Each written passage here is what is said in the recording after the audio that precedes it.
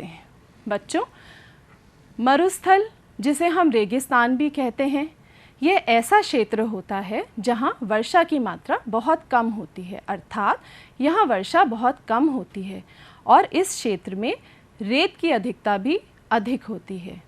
इसका अर्थ है कि यहाँ मिट्टी की जगह रेत पाई जाती है। और जैसा कि आप भारत के मानचित्र पर देख रहे हैं, यह थार का मरुस्थल है और इसका विस्तार उत्तरी मैदान के दक्षिण पश्चिम में अरावली पर्वत, ये काले रंग की जो रेखा है ये अरावली पर्वत है, इसके पश्चिम से विस्तार होके पाकिस्तान तक थार के मरुस्थल का विस्तार है। इसे हम भारतीय महामरुस्थल भी कहते हैं। और बच्चों, ये भारत के पश्चिमी भाग में स्थित है और यहाँ की मुख्य नदी लूनी है और सांभर खारे पानी की झील है। आपको पता है सांभर में नमक का उत्पादन किया जाता है। यहाँ की जलवायु एवं वनस्पति के बारे में हम जानते हैं। थार के मरुस्थल की जलवायु शुष्क और गर्म है। क्यों? क्योंकि यहाँ पर वर्षा की मात्रा बहुत कम होती है और यह रेतीला स्थल भी है। यहाँ अधिकतम तापमान गर्मियों में लगभग 52 डिग्री तक पहुँच जाता है, जिस कारण यहाँ गर्म हवाएं चलती हैं जिन्हें हम लू कहते हैं।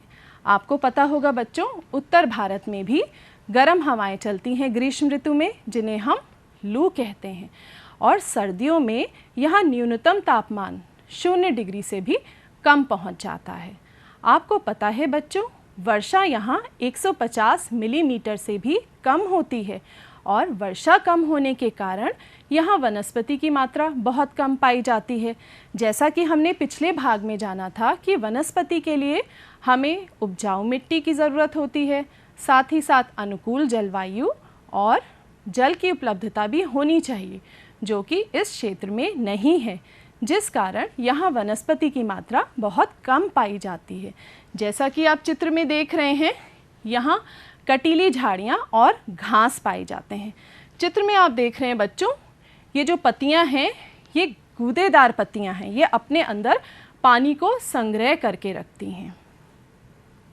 आइए हम यहाँ के जनजीवन और व्यवसाय के बारे में जानते हैं।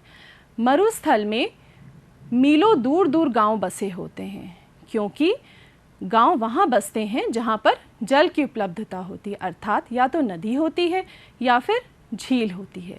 यहाँ के लोगों का मुख्य व्यवसाय पशुपालन है और मुख्य पशु यहाँ का ऊँट है। जैसा कि आप चित्र में देख सकते हैं बच्चों, हमने अपनी पुरानी कक्षा में भी पढ़ा होगा, ऊँट को हम क्या कहते हैं? ऊँट को हम रेगिस्तान का जहाज़ कहते हैं। अन्य पशु जो इस क्षेत्र में पाए जाते हैं वे हैं गाय, बैल, भैंस, बकरी, भेड़ आदि। आपको पता है बच्चों, थार के मरुस्थल में रेत के टीले, जिन्हें हम बालू के टीले या फिर अंग्रेज़ी में सैंड ड्यून्स भी कहते हैं, पाए जाते हैं। सैंड ड्यून्स क्या होते हैं, रेत के टीले क्या होते हैं, इनका निर्माण कैसे होता है, ये कैसे बनते हैं, पहले हम इनके बारे में जानते हैं। क्योंकि इस क्षेत्र में रेत की अधिकता है और जब वायु चलती है तो ये अपने साथ रेत के कणों को उड़ाकर ले जाती है और मार्ग में जब कोई बाधा आती है तो यह रेत वहीं टीले के आकार में जमा हो जाती है, जिसे हम रेत के टीले कहते हैं। रेत के टीले कई प्रकार के होते हैं, जैसे लंबवत टीले, सीढ़ीदार टीले, अर्धचंद्राकार और भी कई। लेकिन थार के मरुस्थल में जिस टीले के बारे में हम जानने जा रहे हैं उसे हम बरकान कहते हैं, अर्धचंद्राकार। जैसा कि आप चित्र में देख सकते हैं, इसकी आकृति अर्धचंद्राकार है। इसका विस्तार मरुस्थल में बहुत अधिक क्षेत्र में फैला हुआ है और बच्चों, भारत पाकिस्तान सीमा पर प्रमुखता से रेत के टीले देखने को मिलते हैं और राजस्थान में जैसलमेर में बरकान के समूह पाए जाते हैं, जिन्हें पर्यटक देखने आते हैं। थार के मरुस्थल के बारे में जानने के बाद अब हम दक्षिण के पठारी भाग के बारे में जानेंगे। सबसे पहले तो हम ये जानते हैं बच्चों, पठार किसे कहते हैं।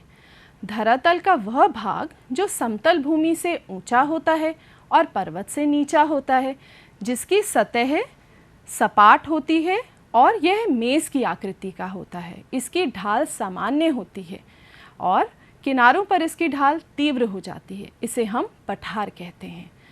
भारत के दक्षिण के पठार को प्रायद्वीपीय पठार भी कहा जाता है। बच्चों, पिछले भाग में आपने प्रायद्वीपीय शब्द का प्रयोग सुना था। प्रायद्वीपीय शब्द हमने भारत के लिए इस्तेमाल किया था कि भारत को भी प्रायद्वीपीय देश कहते हैं। क्यों कहते हैं? क्योंकि ये 3 तरफ से पानी से घिरा है। इसके दक्षिण में हिंद महासागर है, इसके पूरब में बंगाल की खाड़ी है, इसके पश्चिम में अरब सागर है। इसी प्रकार दक्षिण के पठार को भी प्रायद्वीपीय पठार कहते हैं। यह भारत का विशालतम पठार है और ये कहाँ पर स्थित है? यह उत्तर के मैदानी भाग और समुद्र तटीय मैदान के बीच में स्थित है। पठारी भाग प्राचीन, कठोर और रवेदार चट्टानों से बना है। इसकी आकृति कैसी है? हमने भारत के मानचित्र पर देखा था। दक्षिण का पठार त्रिभुज के आकार का है, अर्थात इसकी आकृति त्रिभुजाकार है। दक्षिण के पठार पर बच्चों कई पहाड़ी श्रृंखलाएं एवं घाटियां स्थित हैं। पहाड़ी श्रृंखलाएं क्या होती हैं? जब बहुत सारी पहाड़ियां एक ही पंक्ति में एक के बाद एक होती है तो हम उन्हें पहाड़ी श्रृंखलाएं कहते हैं। आइए बच्चों, दक्षिण के पठार के उपविभाग के बारे में जानते हैं। दक्षिण के पठार के 3 उपविभाग हैं। पहला मालवा का पठार, छोटा नागपुर पठार और दक्कन का पठार। इन तीनों उपविभाग को हम भारत के मानचित्र पे देख रहे हैं। आप देख रहे हैं बच्चों, इस मानचित्र पर हमने दक्षिण के पठार को प्रदर्शित किया है। अब इन तीनों उपविभागों को हम देखेंगे। मालवा का पठार दक्षिण के पठार के पश्चिमी भाग में स्थित है, जबकि छोटा नागपुर पठार दक्षिण के पठार के उत्तर पूर्वी भाग में स्थित है। दक्कन का पठार विंध्य एवं सतपुड़ा पर्वत श्रेणियाँ, ये विंध्य और सतपुड़ा पर्वत श्रेणियाँ हैं, इनके दक्षिण में दक्कन का पठार स्थित है। बच्चों, इन तीनों उपविभागों को अब हम विस्तार से समझेंगे। सबसे पहले मालवा का पठार। मालवा का पठार, जैसा कि हमने मानचित्र में देखा, यह दक्षिण के पठार के पश्चिम में स्थित है और इसकी ढाल उत्तर की ओर है, अर्थात यह उत्तर की ओर ढालदार है और अंततः यह उत्तर के मैदानी भाग में मिल जाता है। यमुना नदी की कुछ सहायक नदियाँ जैसे चंबल, बेतवा आदि, इनका उद्गम स्थल मालवा के पठार पर है। उद्गम स्थल हम किसे कहते हैं? उद्गम स्थल जहाँ से नदी की उत्पत्ति होती है उसे हम उद्गम स्थल कहते हैं।